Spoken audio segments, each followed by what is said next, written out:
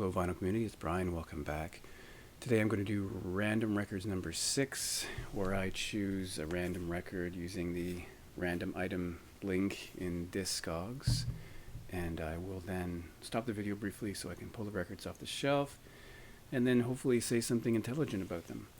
As I've noted in the past, I will skip CDs, and also if something comes up that I just recently mentioned in another video, I'll probably choose a different one, but otherwise I'm just going to randomly choose 5 using this random item thing in Discogs. So let's start now. I'll be right back. Alright, I hope that didn't take too long. So let's just go through. The first one that came up is Introducing the Hardline, according to Terence Trent D'Arby, which is a pretty good record. I think you all know the song Wishing Well, which is the third track on side A. This is from 1987. This is not an expensive record. You can find this pretty much anywhere.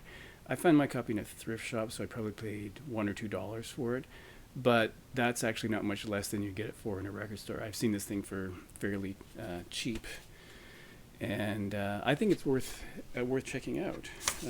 He's got an incredible voice. Now I remembered that I have this. I know he changed his name, but I'm not going to remember what he changed his name to. Something that starts with an S. And I don't know when that happened or why that happened, but he changed his name for some reason, which I think is an odd thing to do for a musician, because you'd think you'd lose, or your fans would lose track of you. So that's a bit strange. But I think this is a really good cheap heat, as they call it.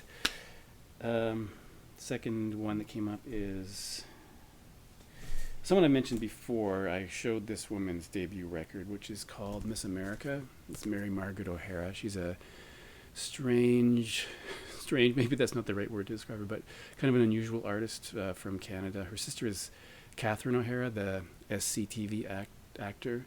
This is the 12-inch single for a track called A New Day, which is run together as Anu. I don't know if that's true on the record. And it contains 2 live tracks that recorded at the Duke of York Theatre in London in 1989. This single is from 1989, which I think is the year that full-length record came out. I have never seen a copy of this in any store since the day I bought this, so it may be a little obscure. I don't think it's valuable or anything. 45 RPM, may be hard to find, but she has a really interesting voice, a really interesting delivery, notoriously difficult to work with, but really only did 1 record and then a soundtrack for a movie, and I think that's pretty much it. And as I mentioned in another video, I've met her a couple times with a friend of mine when we were down on Queen Street West in Toronto playing pool a couple of times. So what's the third thing that came up here? Third thing is a classic, a punk rock classic. Husker Du, or Husker Du as I used to call them because I didn't know Husker Du. Zen Arcade, a notable double record from 1984 on so this is an incredible record, and my memory is that they recorded this very quickly over a period of, I think I read somewhere it was like 80 to 100 hours. I don't know if that meant without sleep or if that meant the time it took to record and mix the record with breaks. So I don't know what that actually means, but this of course is Bob Mould's band, Bob Mould and Grant Hart, and I guess you'd say this is a seminal punk record, kind of sprawling with some maybe a couple weak moments thrown in, but really fantastic. This is great, and I think I don't know much to say about it, but it's kind of a concept, and I love this record. Of course, I'm a big Bob Mould, Husker Du, Sugar fan, so I think this is an essential record. Next one is from a man who sadly is no longer with us, and that's Tom Petty. This is Tom Petty and the Heartbreakers, Mojo. Is the date on here? I didn't say, but I think it's 2010.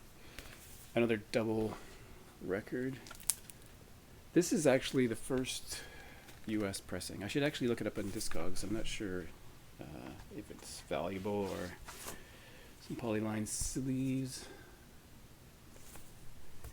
And this was I don't know if you call it a comeback record, but they hadn't released anything for 6 or 7 or 8 years by the time this came out. I mean, it starts off really amazing.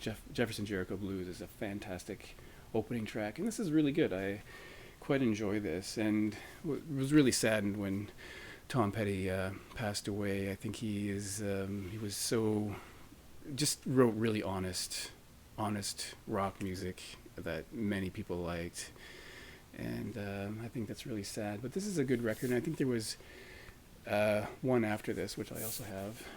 And yeah, I don't know what else to say about it except that I really like this. Last thing that came up was another 12-inch single, and this is from a band called Shriekback. And this is Fish Below the Ice.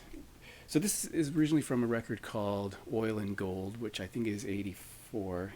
Well, this is 85, so the record was 84 or 85. I can't remember. Which includes Barry Andrews. Barry Andrews had to start with XTC, and then he left XTC and ended up forming Shriekback with Dave Allen, as I recall, and some other people. This has Fish Below the Ice, the Plankton Enriched Mix, and the B-side is Coelacanth, which is that really atmospheric, quiet track from Oil and Gold. And the title, of course, Coelacanth, is from that fish that was thought to be extinct, but was later caught in the 1930s off the coast of South Africa, I think, or the west coast of Africa. And now it's known not to be extinct, but at the time it was thought to be extinct.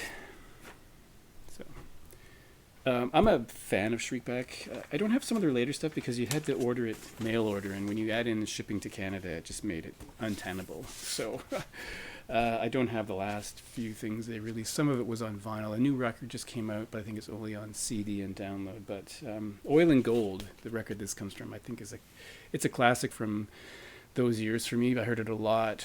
It's over here somewhere, and it has Nemesis. I think that's the song you would hear if you were in dance clubs in the mid '80s. You would have heard Nemesis from Shriekback. So this is really cool. And Fish Below the Ice is a really cool track. There.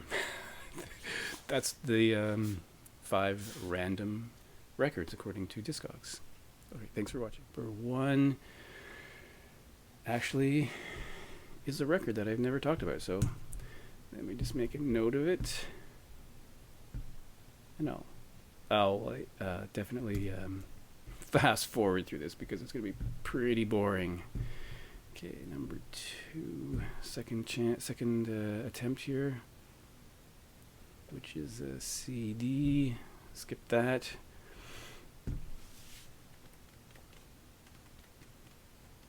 That's a VHS tape.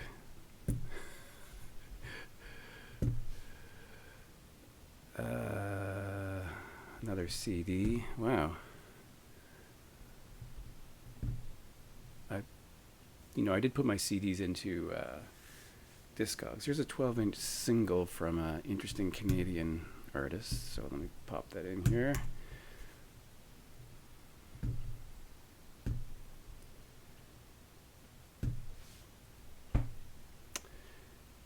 Oh, well, that's a good one. Oops. Copy this over.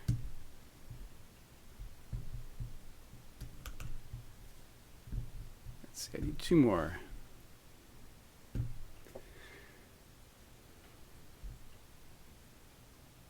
Yeah, that's a good one. Sadly departed from us.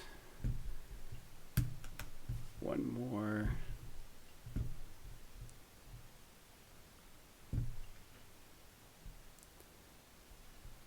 CD.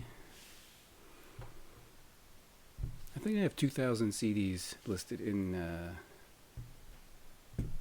That's another CD.